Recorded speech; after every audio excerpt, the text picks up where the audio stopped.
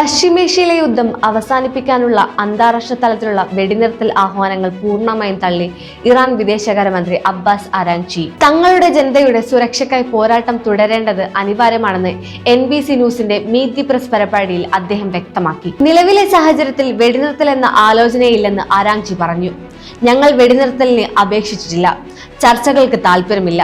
യുദ്ധം നിർത്താൻ സമയമായിട്ടില്ല. ഇത് ഞങ്ങളുടെ ജനങ്ങൾക്ക് വേണ്ടിയുള്ള പോരാട്ടമാണ്, അദ്ദേഹം വ്യക്തമാക്കി. അമേരിക്കയും ഇസ്രായേലും ചേർന്ന് തങ്ങളുടെ ജനങ്ങളെയും വിദ്യാർത്ഥിനികളെയും കൊന്നെടുക്കുകയാണ്. ആശുപത്രികൾ ആക്രമിക്കുകയാണ്. കഴിഞ്ഞ വർഷത്തെ 12 ദിവസത്തെ യുദ്ധം അവസാനിപ്പിക്കാൻ ഉണ്ടാക്കിയ വെടിനിർത്തൽ കരാർ അമേരിക്കയും ഇസ്രായേലും നേരത്തെ തന്നെ ലംഘിച്ചു. ഈ സാഹചര്യത്തിൽ വീണ്ടും ഒരു വെടിനിർത്തലിന് പ്രസക്തിയില്ലെന്നും യുദ്ധത്തിന് ശാശ്വതമായ അന്ത്യമാണ് വേണ്ടെന്നും അദ്ദേഹം ആവശ്യപ്പെട്ടു. അമേരിക്കൻ സൈനിക താവളങ്ങളുടെയും യുദ്ധക്കപ്പലുകളുടെയും സ്ഥാനം കണ്ടെത്താൻ റഷ്യ ഇറാന്റെ രഹസ്യാന്വേഷണ വിവരങ്ങൾ നൽകുന്നുണ്ടെന്ന റിപ്പോർട്ടുകളോട് അരാഗ്ചി പ്രതികരിച്ചു. റഷ്യയുമായുള്ള സഹകരണം രഹസ്യമല്ലെന്നും പല മേഖലകളിൽ അവർ ഇറാനെ സഹായിക്കുന്നുണ്ടെന്നും അദ്ദേഹം സമ്മതിച്ചു.